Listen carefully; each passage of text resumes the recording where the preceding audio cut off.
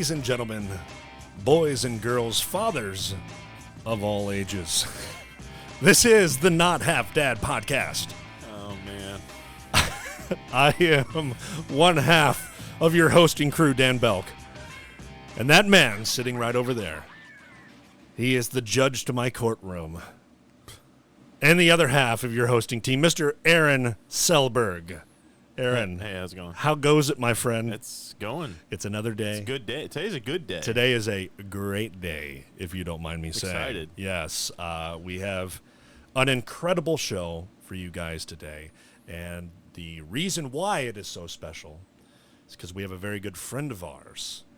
The very special guest with us today. We're excited to have him because he's coming to us all the way from across the pond. He is an author and one heck of a cool dad. Ladies and gentlemen, please welcome Mr. Tom Creffa. Did I say that right, Tom? Did I say Tom Creffa? You got it right, and with a twang of the British accent, it was good. Tom Creffa. Okay, I'm gonna. The rest of the show. Is that for you announcing it correctly, or is that for Tom? It's for Tom. I'm Okay. wanting to make him feel at home here on the show. So yeah, Tom. Hey, welcome, my friend. Yes. Thanks for having me on, guys. Yes, absolutely. Tom is an author of the book Dear Dory, Journal of a Soon-to-Be Dad, as well as his upcoming book, Dear Arlo, Adventures in Dadding. And we had the pleasure of getting an advance copy of that. And man, oh man, do we have some stuff to talk about today. Yes. It was just an incredible read. And Dear Arlo is a book that gives dads insight into the first year of parenthood. And I think that is very, very important. Very important. Now, Tom, your first book dealt with the lead up to the birth of your child, correct? That's right, yeah. Pregnancy from a man's POV. Yeah, and you know, we all have different scenarios. It's not always easy. No, it's not always easy, but then this one is the first year of fatherhood. So we sat there and we were kind of going over stuff, and we said, you know what, we need to make today's topic the first year of fatherhood. Yeah. Aaron has some interesting stuff. I have some, I don't know. Mine was pretty bland. I slept and pooped a lot, but you know, other than that, my mom and father told me a few interesting things in there. So, what we like to do, Tom, is we like to go back and talk about when we were young and how things went. And then we're going to bring it back to the future, and we're going to deal with how we deal with our kids. So if you don't mind, can we take a little trip back in the past? Yeah, sure.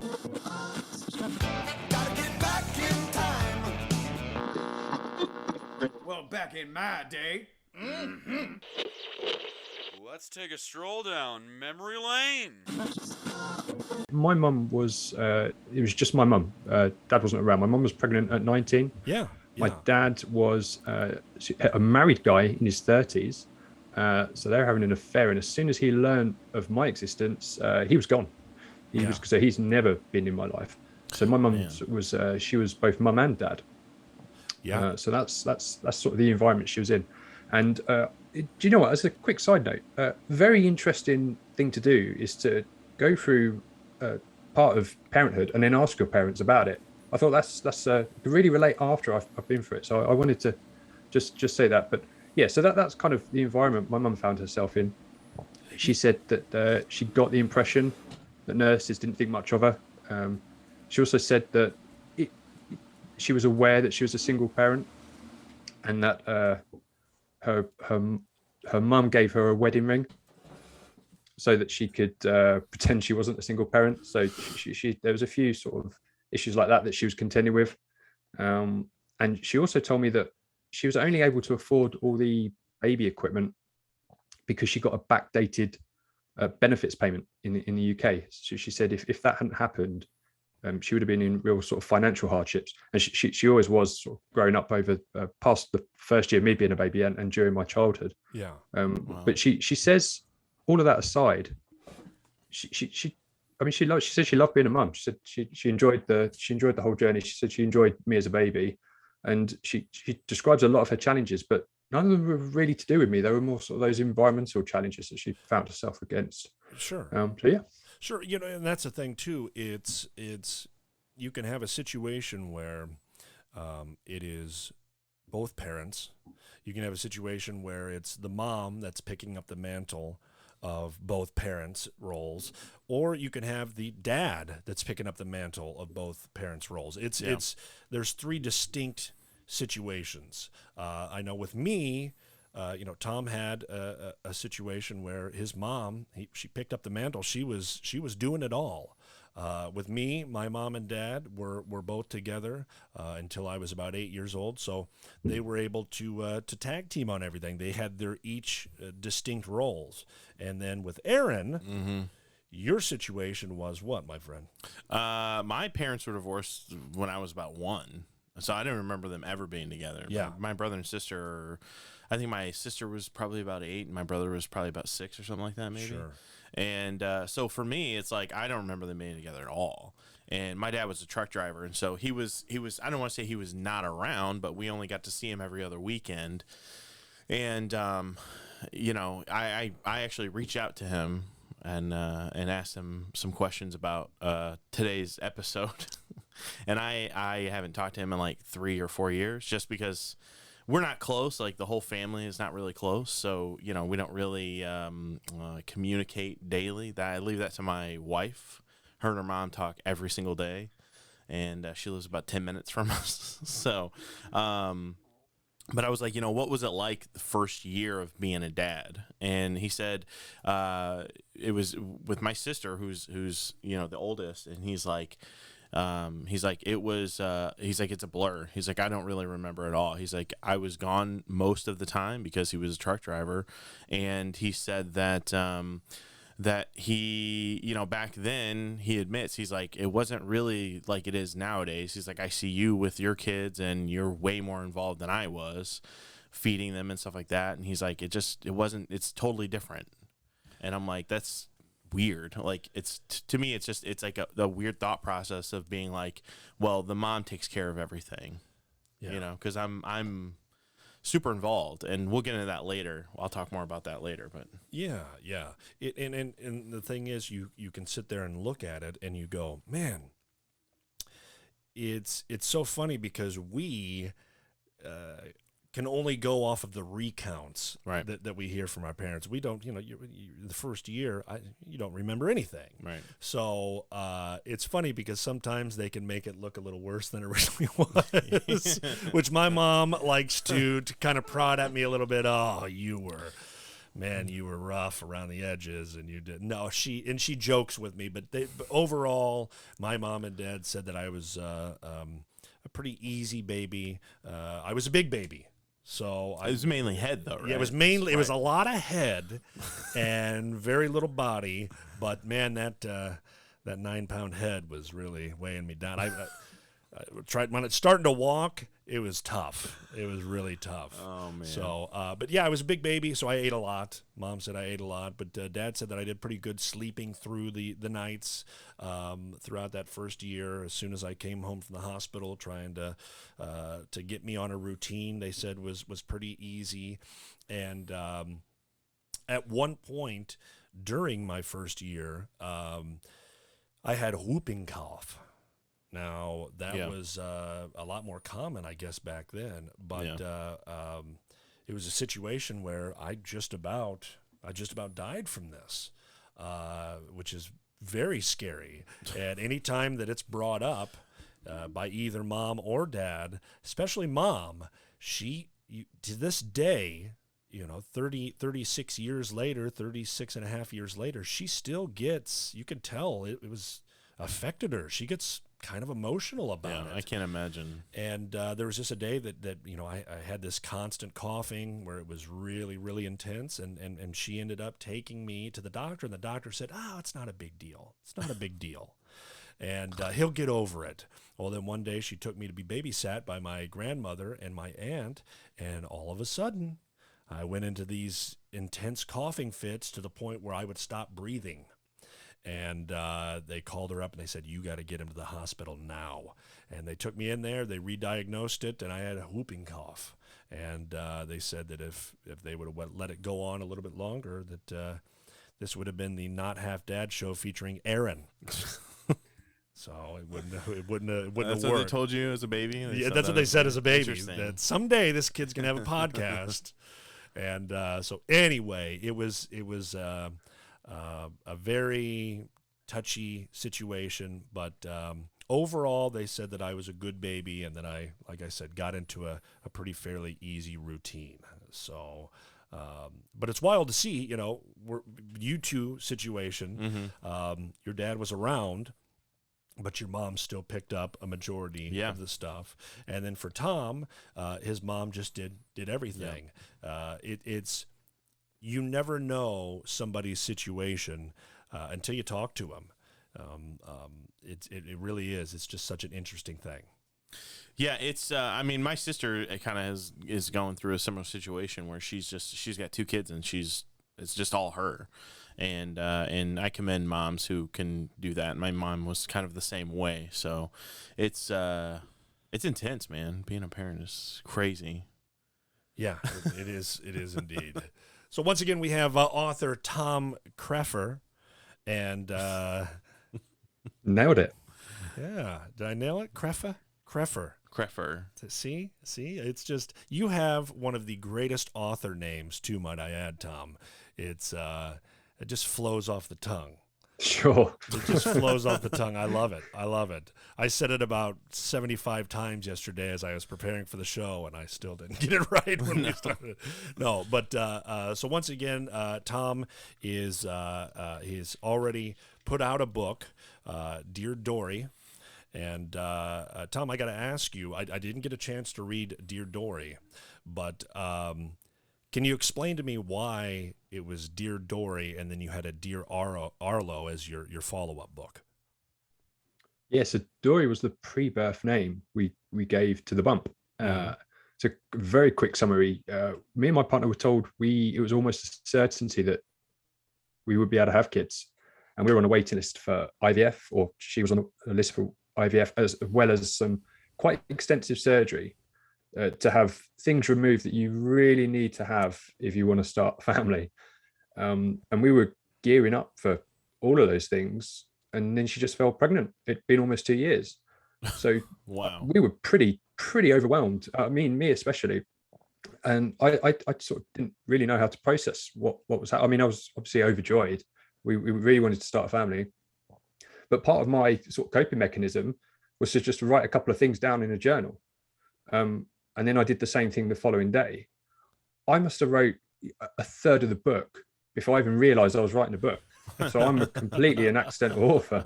And that just became a daily practice. Yeah. But the Dory is based on the film Finding Dory, the Pixar film. Right. And in it, the character has a catchphrase, "Just keep swimming." Yeah. And that's something that we used during the pregnancy. We had a few scares and a few hairy moments, all amounted to nothing because, spoiler, I have a new book coming out called Dear Arlo. But so very hard to promote that without giving that away. Right. But yeah, Just Keep Swimming became the catchphrase. And as soon as we said that, we thought Dory's a cool name to call the bump. And then it was a friend's wife. She said, well, you're kind of doing like a journal diary entry. Surely you're going to call the book Dear Dory. And I thought, I don't have a title. Yeah, let's go with that. That's excellent. That's excellent. And it worked, Yeah. And I like, now it's, do you consider it's the Dear series, Dear ... because you've got a Dory and you've got Arlo. That's a really interesting question at a really interesting time, because as I'm promoting Dear Arlo, as you would have seen, these journals, they're like daily journal entries, right? Yeah. So as I was rewriting Dear Arlo, getting that ready for publication, I'm still hard at work on book 3. Yeah. And that will cover the second year of parenting. Oh, fantastic. Awesome. And so titles has been a real thing. And I had a working title called Dear Arlo again. I didn't like it. So I think I'm going to take it in a different direction. so that it won't be a deer. It'll be something else. Okay. But the series is sort of grouped, and it's just called the Adventures in Dadding series, because that's kind of I can write as many parenting books, and it will fit nicely under that banner. So yeah. Absolutely, like absolutely. Now, as far as writing goes, you said you started doing these journals, and you became, once you showed other people, they said, this is turning into a book here. Did you have any, when you were younger, were you a writer? Did you get into writing, or was just something that just naturally just boom happened out of the blue? So I've always wanted to be a writer. I studied film and television at university. I wrote a few screenplays in my 20s, but I just never saw myself writing a book. And if I did, the last thing I thought I'd ever write was a non-fiction parenting memoir. Sure. So even though I really wanted to sort of be able to release sort of some written content out into the world, I had no idea this would happen. And as I said, I wrote a third of the book before I even realized I had a book. And even then, I thought it was just a cool thing to do for me and my family. Aaron, you mentioned about your daddy. You said it was a blur. You look at an old photo of like old holidays, and all the memories come flooding back. Yep. And even though doing these books, it's quite a big time commitment. But it just we've got those as a family for me personally, also for my kids to look at when they grow up, and for my partner, we've kind of really got all that experience etched into words that we'll have forever. So yeah, it was cool thing cool investment of time anyway, outside of wanting to release the books. And then it just became a happy coincidence that turns out this thing I've randomly picked up happens to be the one thing I've always wanted to do. So it was a really happy sort of marriage in that sense. A happy accident that just blew up into a not only a life-changing thing for you, but it's you were able to come kind of full circle with it, and that's awesome. That's awesome. Very few people are able to connect those dots of something that they love and then a life experience, and able to connect those to where boom, you're doing what you like to do. Yeah. And congratulations to you. You're living the dream, man. You're living the dream, you. Tom. Yes, absolutely. Absolutely. Well, I think the basis of this was we were all good kids. We all made it pretty easy, I think, on our parents for the first year. But I think it's important that we jump to the future now. And we do a little talking about our little ones. Yeah, because, we could talk about us. Yeah, because it's gonna be an interesting ride. So, Tom, we're gonna take you back to the future, okay, my friend? Let's do it.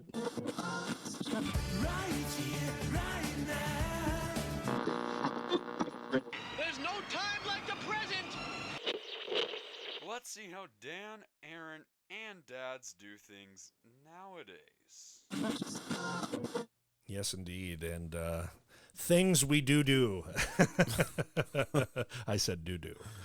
That was. I gotta go. Add a lot. No, don't leave. See you Don't later. leave. That was my one little joke I'll throw in here. Ridiculous. Okay, I'm sorry. Anyway, You gotta be professional. Yeah, gotta We're be. the guest today. And who was our guest? Tom Creefer. See, it's not as easy, is it? No, it's not.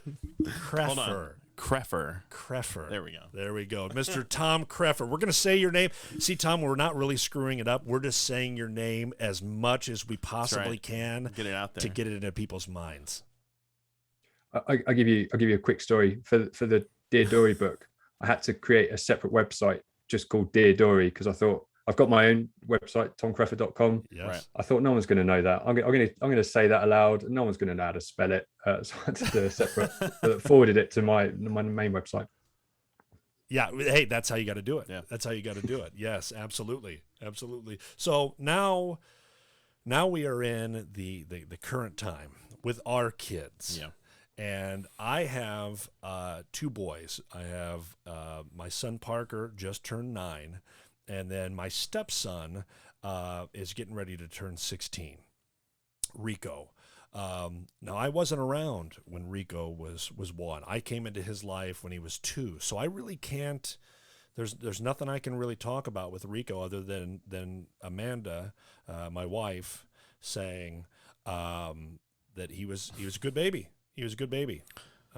So that's really all that I can say is yeah, but it's about your first year of fatherhood, right? It is. And going off of that, I have to say my first year of fatherhood was, I related a lot with what Tom was saying in his book, Dear Arlo. There are so many times where things just completely change.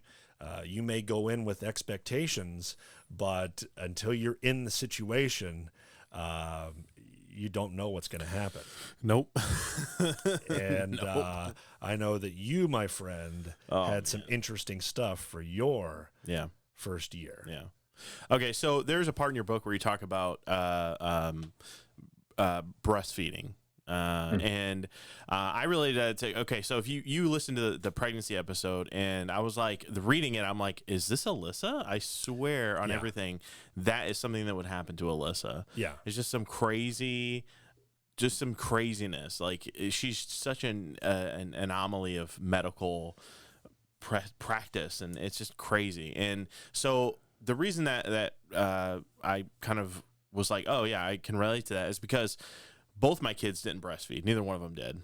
My oldest, Lola, who's 9, she just never. She was a preemie, so she was so small, she just couldn't. And so Alyssa had to pump, the whole time, and we had to mix with formula. And I remember seeing a part in there where you're like, "Shit, we're out of formula." Yeah, as soon as we brought the baby home. Right, exactly. And I thought that was interesting because here in the U.S., there is a really, really big stigma against using formula. And I wanted to know, is it similar to that in the UK? Like, is there like a big movement of, you have to do breastfeeding, otherwise you're a horrible parent? Because that's kind of how it is here. There's definitely a bit of that. Some people will have that view. I'm not sure how strong it is. I'm not sure how strong it compares to the US. But yeah, some people think that's the way you got to do it. But they're only looking at the one variable, right? Right. Just the breastfed versus formula fed. Fine. There's a lot of. I mean, I read into it myself, and I was always hoping my partner, her name Charlene, I was always hoping she could breastfeed. But that was just formula fed versus breastfed. It didn't take into account all the millions of other variables that happen in pregnancy and labor and birth. And you got to take it all into account before you make these decisions. And there's a lot of play. There's a lot of play. So I get uncomfortable when people take a firm stance without sort of being open-minded to these sorts of things. So yeah, I've never. I mean, it's interesting. Book's not out yet, so I'll be curious to see if I get any backlash. I haven't really. I mean, I'm a new author, so I didn't get tons and tons of comments. I've not had anything negative to say. Oh, you've made this wrong decision or this. But the book one was about pregnancy, so that there wasn't really a lot of decisions to make. But this one may be. So we'll see what people say. Sure. But yeah. Sure. Yeah.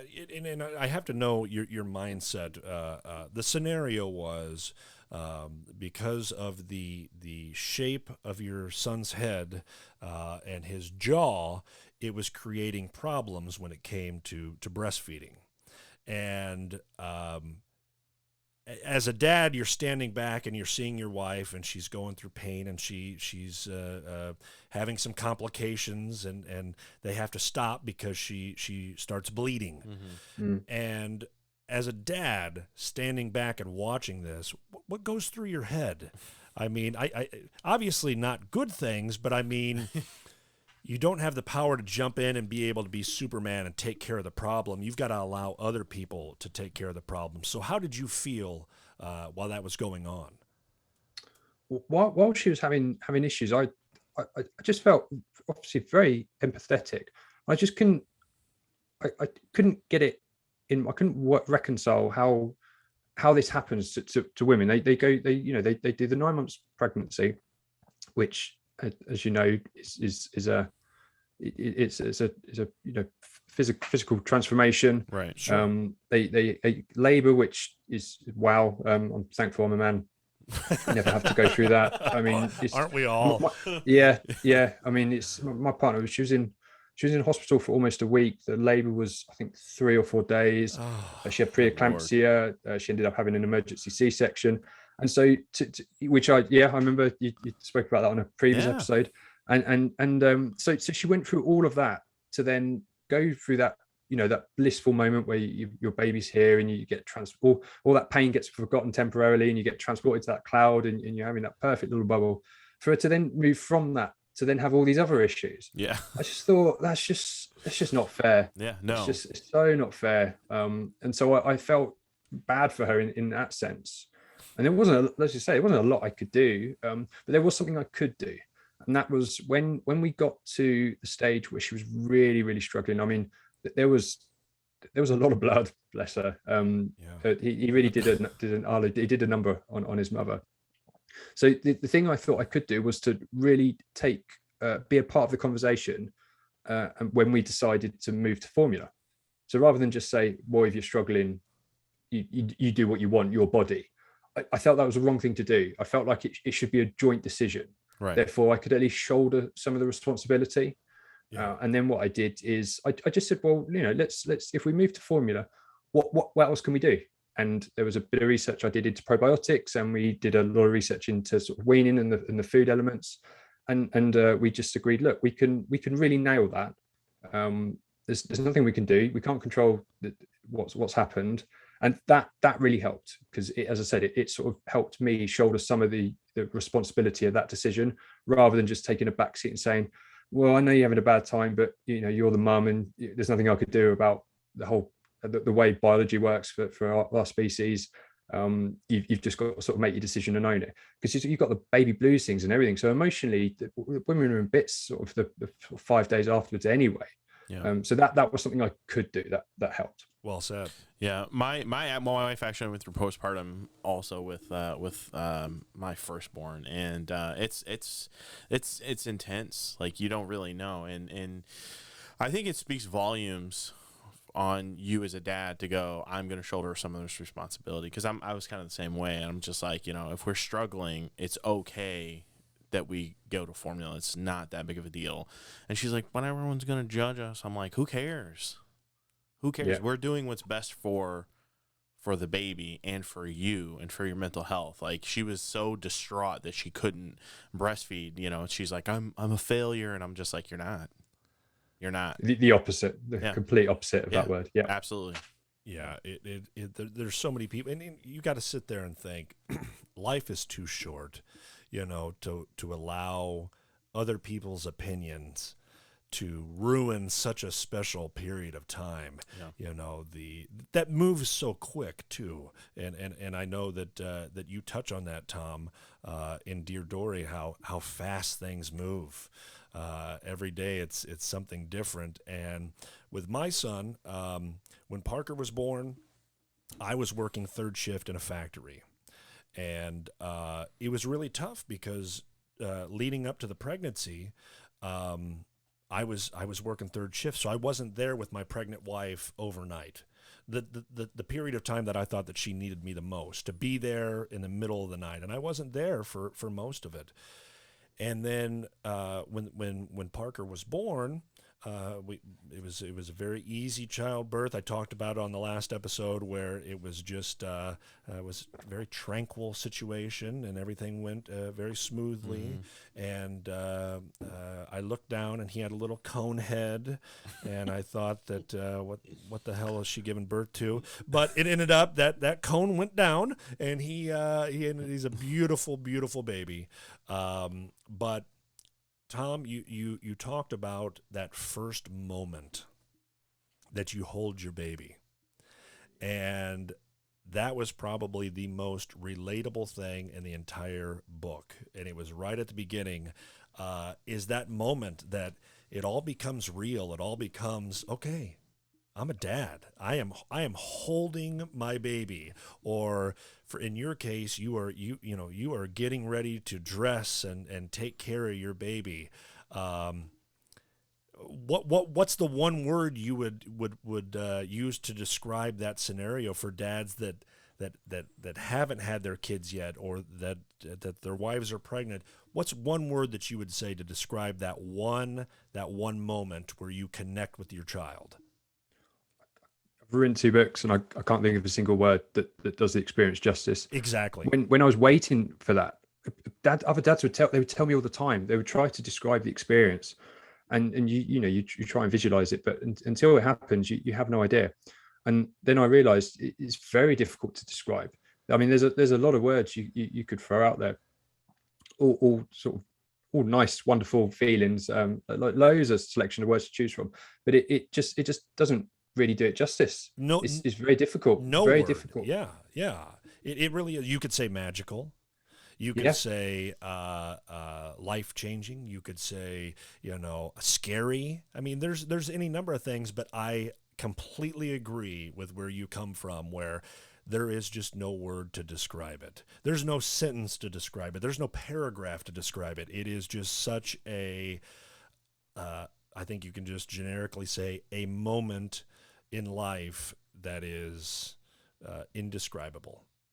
Would you agree with that, Aaron? Yeah, I think last week or on our last episode we described it as magical, because that's the only thing I can think of that would, then that doesn't even do it justice. Yes. I mean, It doesn't even begin to, does it? Yeah. No. Yeah. Because you say magical, and somebody else that hears that, they're going to think, What does that mean? What does that even mean? What does that even mean exactly? You're going to say, did you pull a rabbit out of your hat? Yeah. Are you talking about Sort of. fairy dust Yeah, being sprinkled not in the far off. room? Yeah, sort of, a little bit like that. Kind of. So anyway, just kind of wrapping it up with how Parker was a very, very even-tempered kid. He was good with sleeping through the night pretty much from the start. He took to breastfeeding.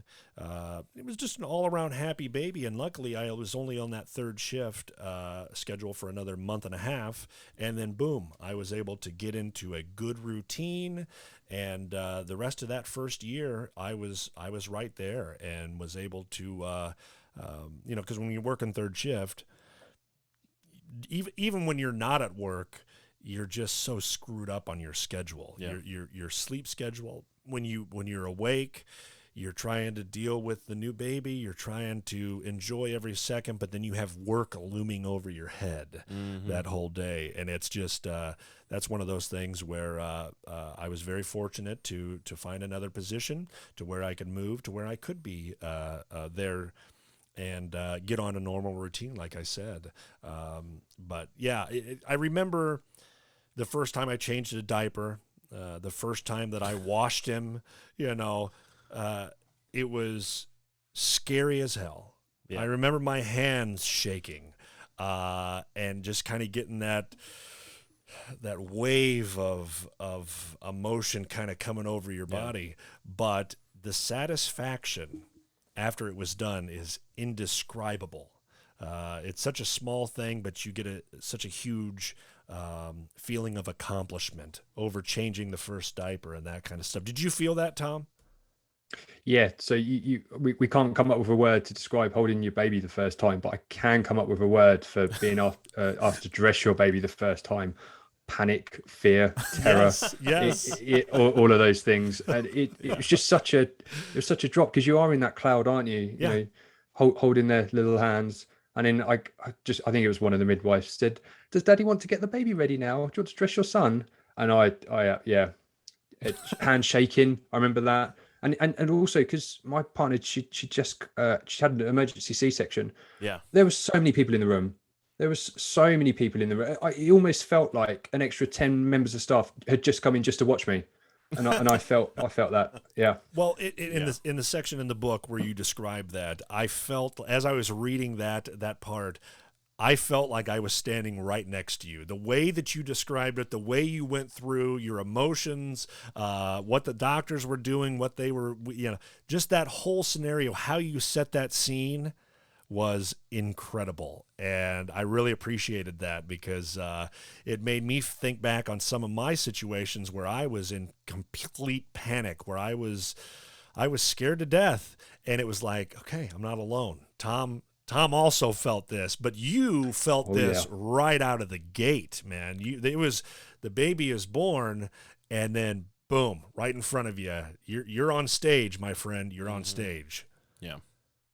So Yeah, that's it. No downtime. Yeah, And that's no now the job downtime. for the rest of your life. Yeah, Crack on. Yes, absolutely. So, Aaron, how would you kind of sum up your first year with each girl? For Lola, there's a lot of gastro issues. Yeah. I remember, like you were saying, Tom, like you're sitting there and you're just having this moment or whatever, and then like they're like, "Oh, she needs to be changed." I'm like, "Say what?" They're like, "Yeah, come on." And my wife had a emergency C-section, so she's like bedridden. She's like, "I can't do anything." And I remember when she was born, and my dad was there, and I'm just like, I don't know if I'm going to be able to do this. He was like, "You'll be all right." And it's kind of true. It's like, it's almost like intuition or whatever kind of just takes over. You just kind of go over there, and they're just like, just lift her up like this, and you just kind of do it, and you're good to go. And you know, I mean, she pooped a lot and puked a lot. That's what I'll say. It's like, you know, like a lot. Like, She's kind of like her dad. so, She's kind of like her dad. no, Takes after I her mean, dad. like seriously, she's on the changing table. I pick up the legs and do the wiping motion with the diaper, the top part of the diaper at the same time. And as you lift the legs, it just like shoots across the room. And I'm just like, "Oh, you weren't done. Okay, cool." Yeah. All over the door. I'm like, "Oh, great. This is awesome. I love it." Well, you know, we've all had, Yeah. we've all gotten pee in our faces. You know, we've all cleaned the diaper. Dan. No, We're with talking about our kids, okay? Calm down. Are you talking about life before you became a parent? This isn't a golden shower moment, okay? I'm getting.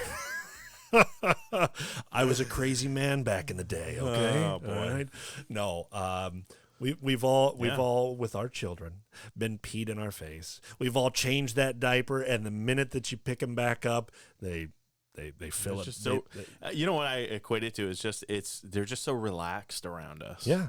That's what it is. It's kind of it's you know, cool. That's yeah. a good They're thing. just like, "Oh, my dad's got me." And just Yeah, There it is. yeah. There it is. Just let it all out. we have to talk about poop at least one episode. Every every episode. We do. I think, We you know? do. But no, it like with Lola, it was she was super easy. She just slept. The second we brought her home, she slept the entire time for like the first month or two, because she was preemie. She was 6 weeks early, and so she's like, "I'm not done cooking. I'm just going to sleep now." And she's always been really easygoing. Sylvia, on the other hand, both of them, we kind of like were able to get right on a sleeping routine, and they just have always slept through the night, which is just a godsend. I know that there are parents out there who have struggled with that or still struggle with that, and I do not envy you. I'm so sorry. But they've always been pretty easy, but Sylvia has always been extremely mischievous. That was always her big thing, is like, well, as soon as she started moving, it was getting into literally everything. And she's still kind of that way. You know, she'll just climb up onto the counters and do whatever she wants. And I'm just like, no, we don't do that. Please don't do that. Yeah. So, I mean, it was, the pregnancies were both, Lola's was more difficult because my wife was at the doctor every week because she went preeclamptic, and there were just a lot of issues there. And then with Sylvia, the pregnancy with her was super easy, but then after birth was horrible and really hard, and Mom almost died both times. Oh man. Yeah, no, it had to be played once. Jeez. It had to be played I once. know. In your honor, Alyssa. But yeah, I mean, they were both just really easy. They were, I mean, that's the thing is, they were, you know, every dad goes through some trials and tribulations. I think by the time the second one came around, I was just like, I got this. I'm an expert. Yeah. Just roll up the sleeves and get in there and do whatever you got to do. But yeah. But was that the case? Yeah. You felt like you had a good handle on it? Oh yeah. By the time Sylvia came around, I was like, I got this. I think I could have 7 more kids, and each scenario would be No. different. No. And I would. Yeah, it's wild. But like I said, my dad described me as being a good baby. He always said, "You were a good baby. You were even-tempered, relaxed, you went along with stuff pretty easily." And I can't remember a time during the first year of Parker being born where we had any big crying fits where he just wouldn't stop. He just cried and cried and cried and cried.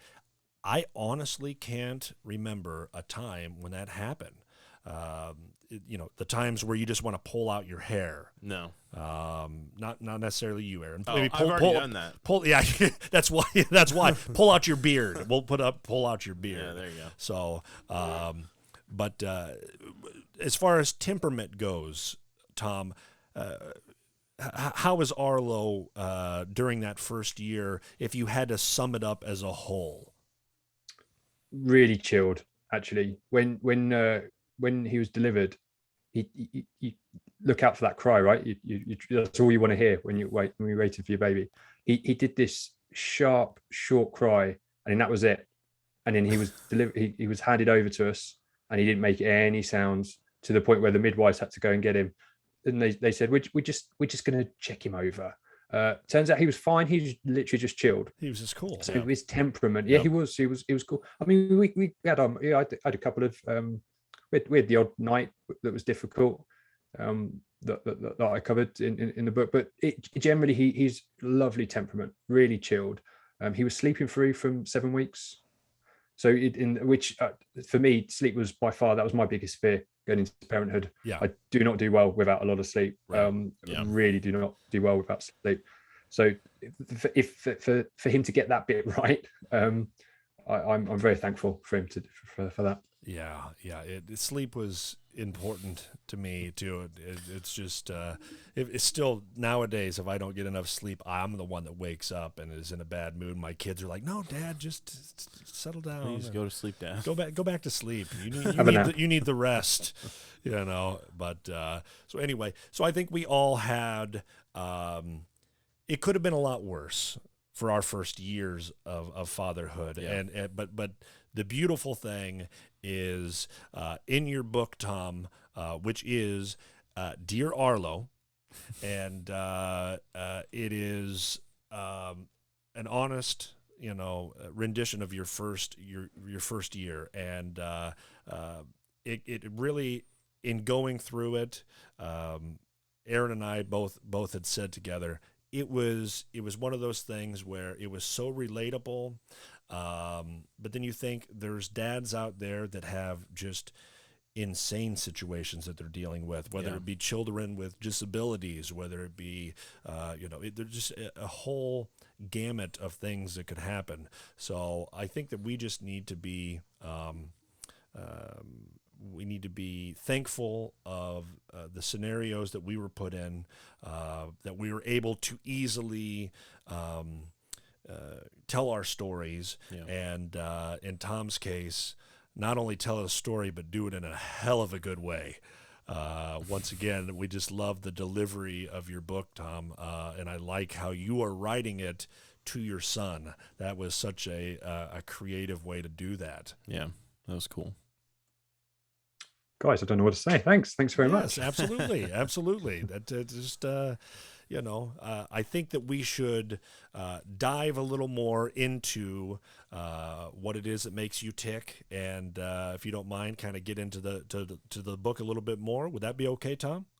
Let's do it. Okay. Once again, we have author Tom Kreffer, and he is the author of the upcoming book. It is Dear Arlo, Adventures in Dadding. And he had also wrote the book Dear Dory, Journal of a Soon-to-be Dad, and which I highly recommend going and checking that out as well. Read them in order. Yeah, probably be a good idea. Don't read Arlo first. Go back and read Dory.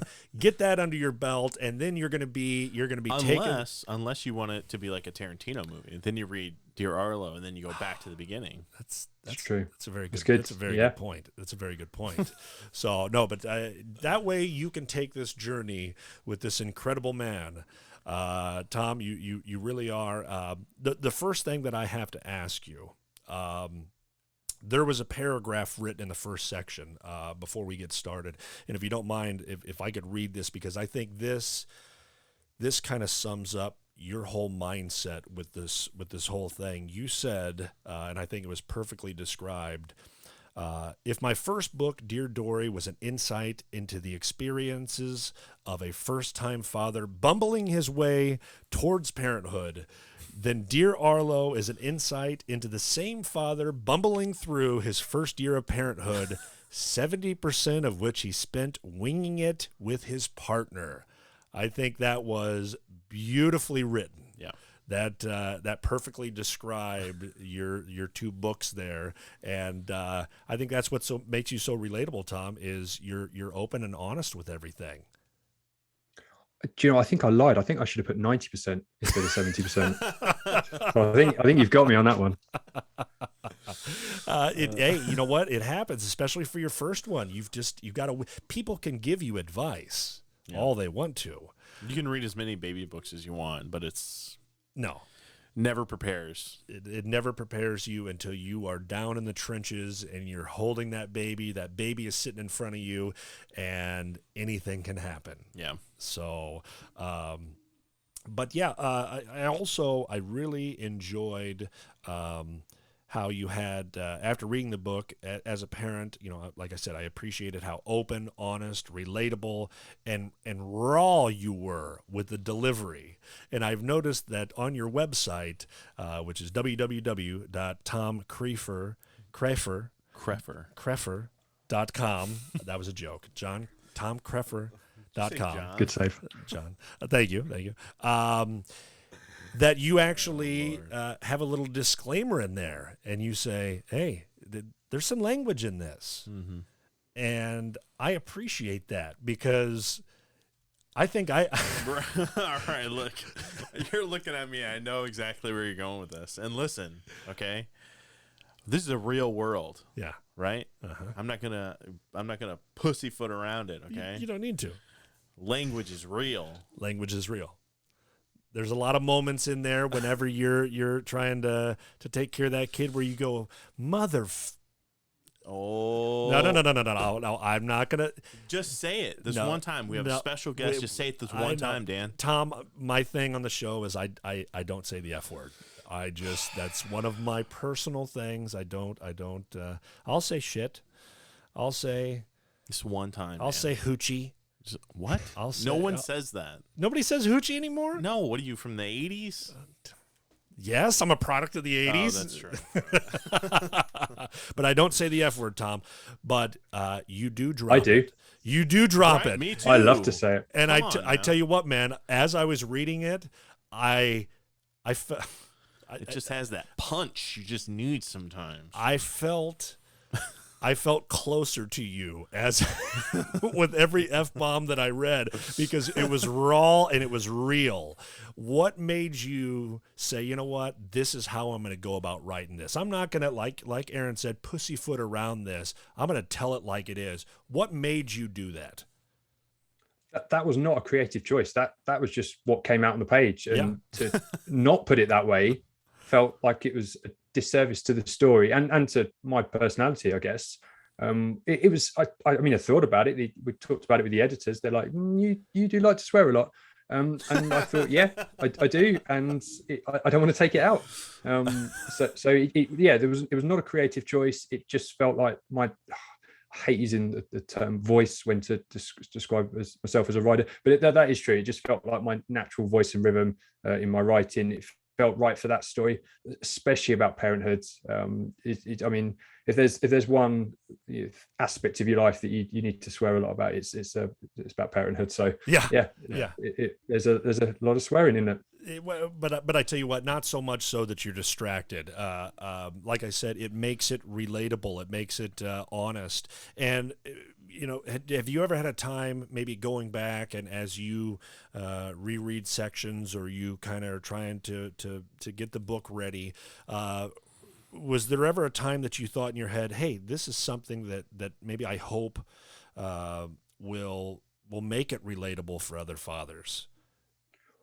The thing I always tell myself whenever I write these books is always be honest. Yeah. That's pretty much my number one rule. So even though you can take a lot of creative license in some how you tell the story. For instance, nappy changes. There's a lot of that in the first year, and so I was aware of not just repeating. How many times can you explain changing a nappy? So that became a creative challenge, and so I have a lot of fun with that with the storytelling. But as long as it's honest, that was kind of my number one rule, my only rule really. Yeah, absolutely. And I think that's what's so appealing about it and so relatable is the honesty. You didn't leave anything out, and you have a fantastic delivery on describing the scenario or describing the scene that I thought was just really, really cool. There's some authors, I kind of almost think of a Stephen King kind of a scenario here where you do such a good job of setting the scene while conveying your emotions that you had during that period of time that there were so many times, Tom, that I felt like I said in the delivery room, I felt like I was standing right there next to you, and that is rare that I have found for authors to be like that. For me, like that part specifically, I was like, I feel like this is just me retelling what happened. Yeah, like I with think every F-bomb, I'm just like, I love this guy. Yeah. I feel it. I'm like, I feel it down in my soul. I like it. That is high praise, guys.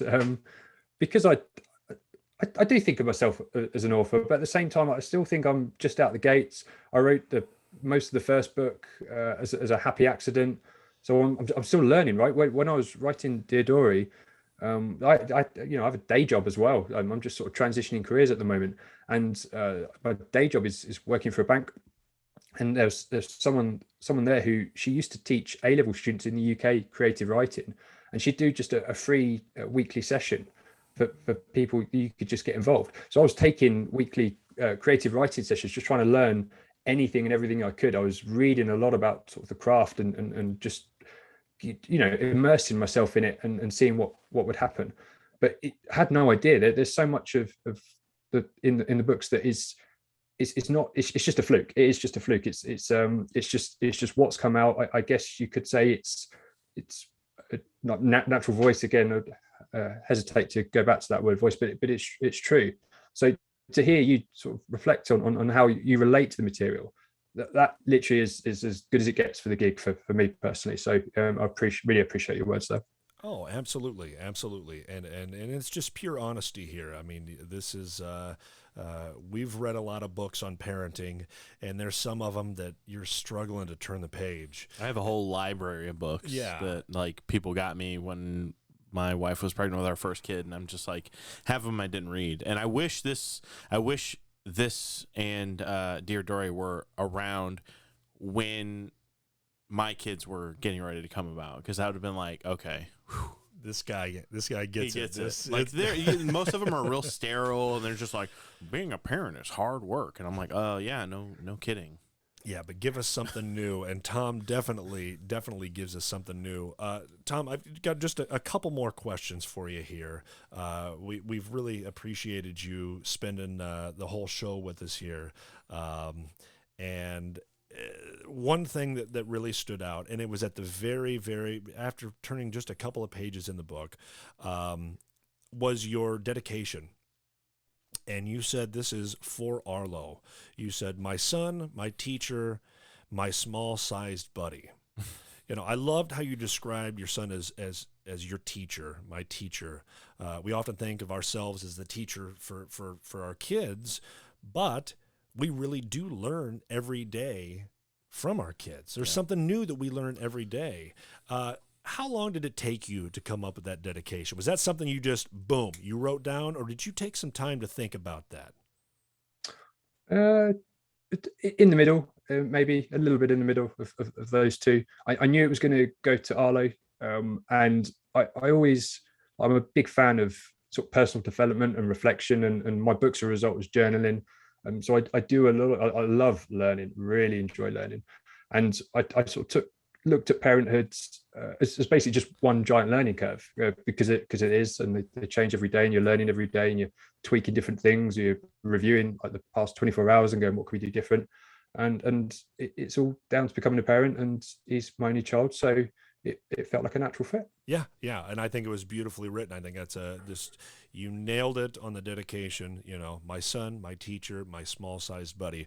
Perfectly said. Thank you. Yes, absolutely. The other thing that I had to say, as I was reading it, and you did the breakdown of, it's set up where each chapter is a month. It's starting in November, and you go through until the following November. You go through the entire year. And then you do, within those chapters, a daily breakdown. Now, I have to ask, because like I said earlier, my first year of fatherhood, it was a blur. If you would ask me at the end of the day to write down what happened earlier in the day, I wouldn't be able to. So as you were doing that, were you journaling every single day? Did you go back after a week or two and recount those days? Or was this something that you went back and just recalled the entire thing after it was all said and done? How did you go about in the writing process for this? So these books only really work, at least for me, if I write every single day. Mm-hmm. If I have even if it's just write a few bullet points down in my journal that I'll then go and type up onto the manuscript. But if I even leave it a handful of days, the writing's just not going to be as good. It's not going to be as good because you won't remember key details. Yeah. So it's a practice as we've covered, sort of accidentally found with Diodori, and I've just maintained the consistency. So the time difference between the two books is a handful of minutes. So it was tough to write the beginning of Dear Arlo because my partner was still in hospital, and I was getting to grips with being a dad, figuring out how babies operate. So I remember that's probably been the toughest part of this series, trying to handle those sort of different components of my life. What helped was I took a lot of time off at the start of Arlo's life. I took 4 months off. In the UK, we have a thing called shared parental leave, where you can basically share Yeah, I know. Yeah, we have that. Amazing. I know, Yeah. I know, right? And you're a big proponent for that. You think that it's very important to be there for those 4 months, to try to get as much time with mama and baby as possible. Opposed to the U.S., where they tell you if you take time off work, you're gonna get fired. Yeah, you get 3-day leave. Yeah, I God, that's hours of conversation to cover that topic. Yeah. Well, for starters, a lot of people have a lot of mums have C-sections, right? That's a what, an 8-week recovery time, sometimes a little bit less, sometimes a little bit more. So generally in the UK, it's 2 weeks. So you get 2 weeks paternity leave. You might choose to top it up with a bit of holiday, but the standard is 2 weeks, and then you go back to work. I was still helping Charlene get out of bed after 2 weeks and walking her to the toilet because she'd had major surgery. So I don't think it's set up well to accommodate that type of scenario. And C-sections are common. So there's that.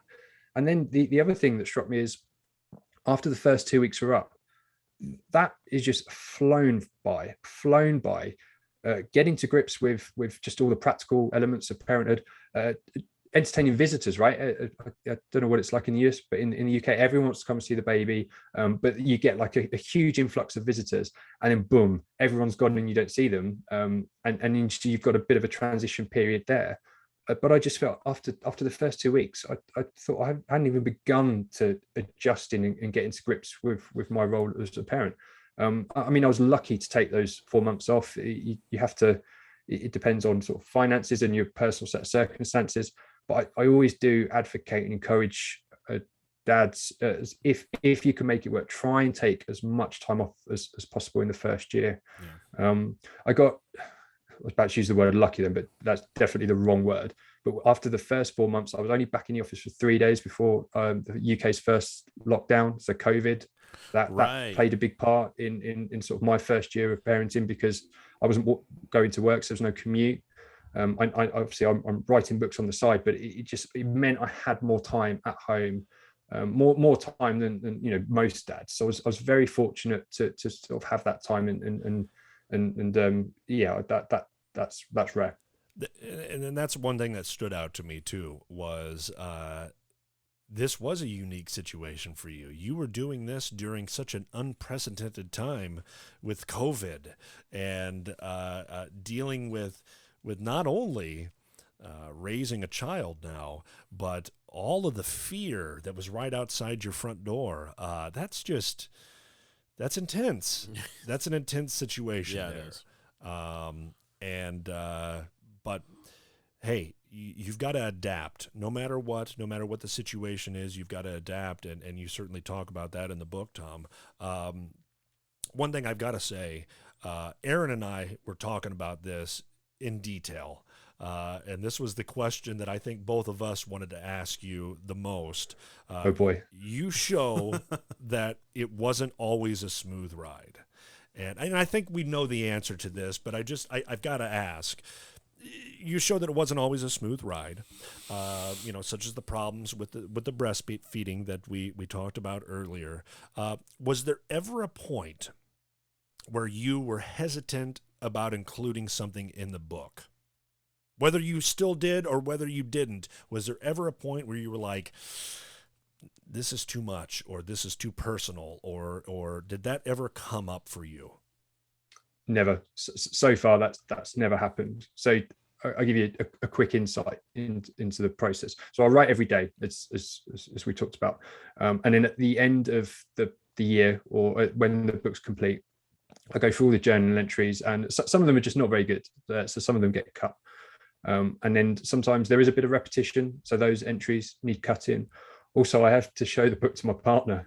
She has to read it before anyone else reads it. Then I need to ask her if she's planning to leave me. So far, we're 2 out the gate, and she hasn't. I always look at that as a creative challenge. Yes. No, just joking.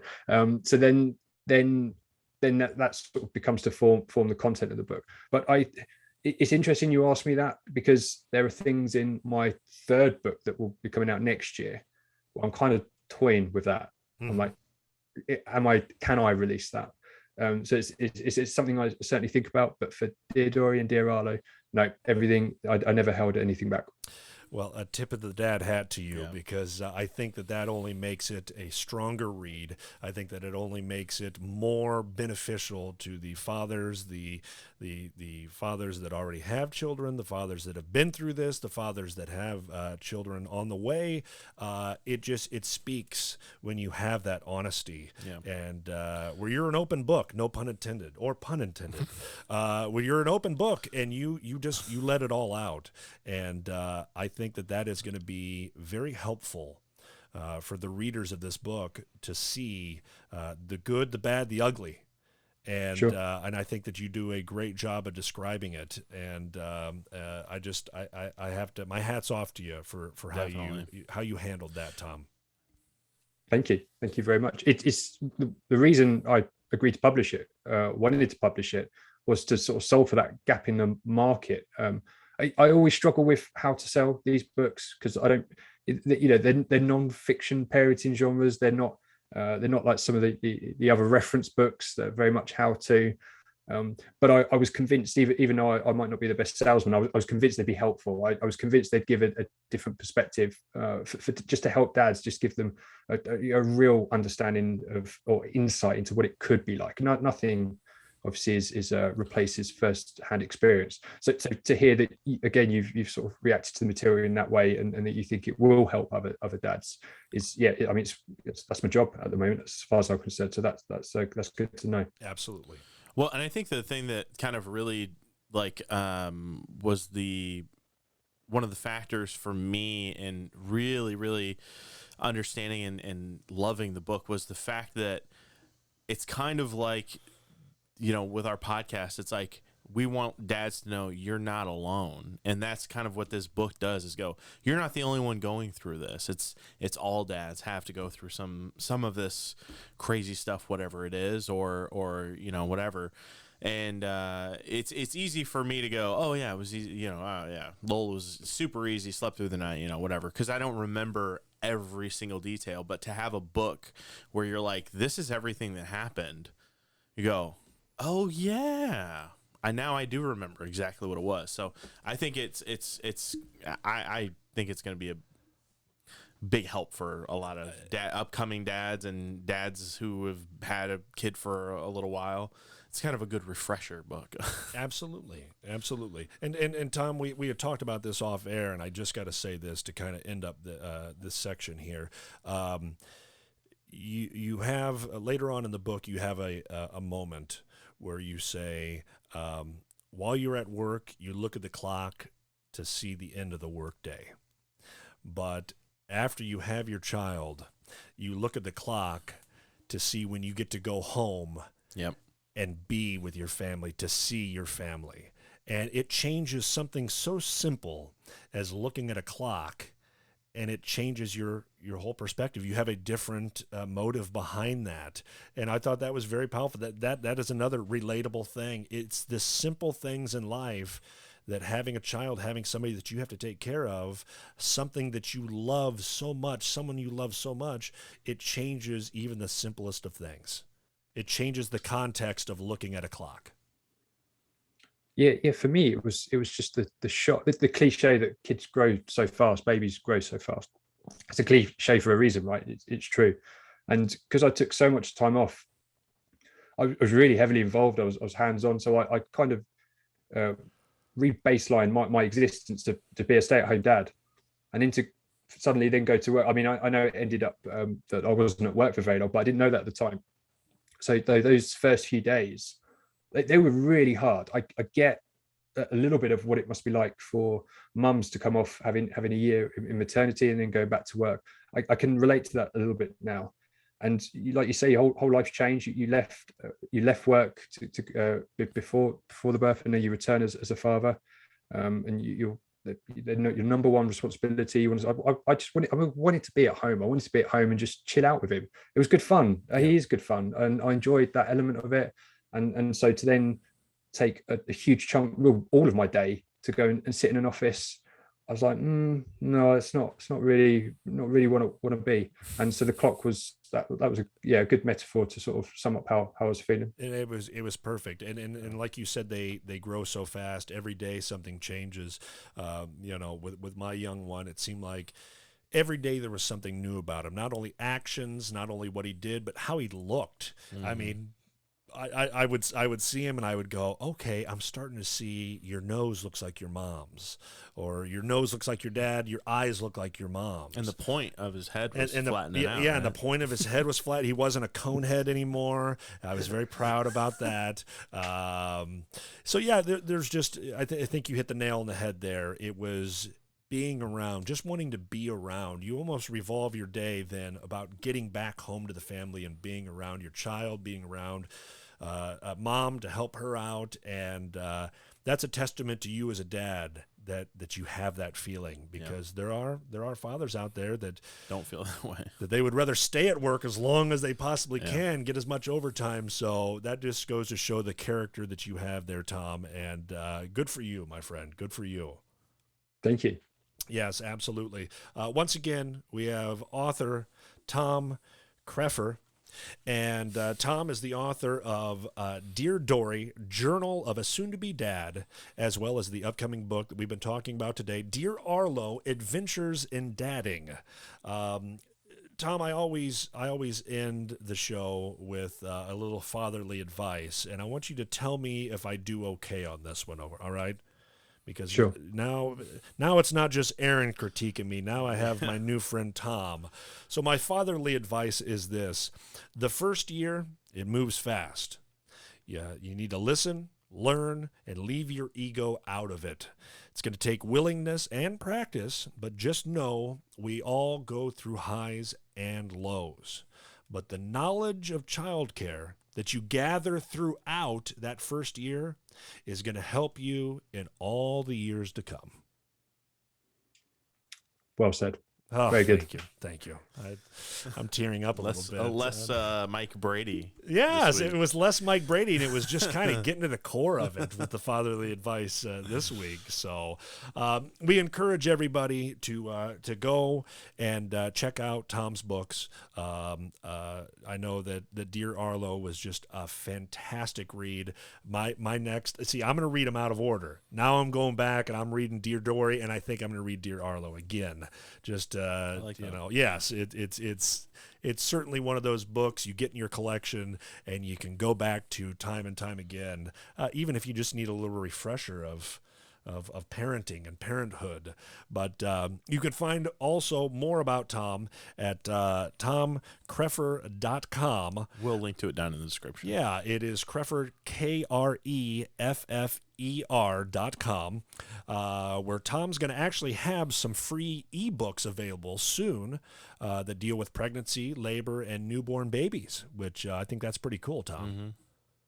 Yeah, they're nearly ready. Yeah, they're nearly ready. They'll be on my website hopefully within the next few weeks. All I need is an email address, and you can have that for free. Yeah. Hopefully it will help you out. Well, we look forward to that. And then also, I encourage you to subscribe to the Adventures in Dadding newsletter. And Tom, what can they expect from the Adventures in Dadding newsletter? So the newsletter is almost a one sentence a day snapshot of the trials and tribulations that parenthood has thrown my way. It's play for laughs. There's a lot of people competing for your attention in your inbox, so it's not too serious. There's no really upselling. There's no other links. It's pretty much just a snapshot of my parenting adventures. So if you like the books, you should get a kick out of the newsletter. Well, we look forward to checking those out. That's cool. And we certainly look forward to more from you in the future, Tom. I mean, look, someday we may even get a book, Dear Arlo. What? I'm going to be a grandpa. That could be a title for a book later, hopefully way later down the road for you, Tom. Just made a note of that title. Use that. Well, Tom, it has been an absolute pleasure having you on the show. And my friend, we would love to have you back. If you have any other projects in the works, just drop us a line. And we are going to continue to promote these because Aaron and I truly believe in what you're doing here. It means a great deal to us because it is so relatable. So keep up the good work, my friend. I'll do my best. And from my side, thanks for having me on, guys. This has been fun, right? Yeah, it's been a blast. Absolutely. It's been a blast. And once again, we really appreciate you taking the time to talk to us. So once again, everybody, go out there and check out. It is Tom Kreffer, and you can find all of his information for his stuff at www.tomkreffer.com. Once again, that is KREFFER.com. Tom, we hope you have a fantastic rest of your day. And Aaron, is there anything else that you want to add to this fantastic show that we just had here? I can't do a dad joke right now. I don't think this is a moment for a dad joke. I think this is, we're bonding here. Yeah. It's me, you, and Tom. We're having a moment. Are you crying? It's just so beautiful. It is. It really was a beautiful hour and 13 minutes. Probably the best I've had all weekend. So, except for spending time with my kids. I loved spending time with my kids too. So. Well, Tom, hey, best of luck to you in the future. Congratulations on all your success so far. And like I said, not only keep up the good work with the writing, but keep up the good work with being just one hell of a good dad. Cheers, guys. That means a lot. Thank you. Thank you very much. Absolutely. Absolutely. It's our pleasure. And thank you, everybody, for joining us today on the Not Half Dad podcast. And hopefully we can have Tom back here very soon. But we've got a lot of more interesting things coming up down the line here, so that we will get to. But once again, it's been a blast. Thank you, Tom. Thank you, Aaron. And you know what? We're gonna go ahead and wrap this up. Aaron, can you go ahead and take us out here, my friend? If you want to send us an email, tell us a story, or give us some feedback, you can do that at nothalfdadpod@gmail.com. nothalfdad.com. If you want to find us on social media, we are at Not Half Dad Pod on Facebook, Twitter, and Instagram. If you want some more information, including show notes, resources, and other information, visit nothalfdad.com. We are going to be at the PeoriaCon on October 2nd from 10 a.m. to 5 p.m. at the Expo Gardens here in Peoria. So come on by and say hi. Our shirts are available on our merch store, which is listed down in the description. And I just want to thank everybody for joining us this week. And we hope you enjoyed the episode. If you did, make sure you give us a like, a share. And if you're listening on Apple Podcasts, please give us a 5-star review. It really does help out the show. Please join us next week for another episode of the Not Half Dad Podcast.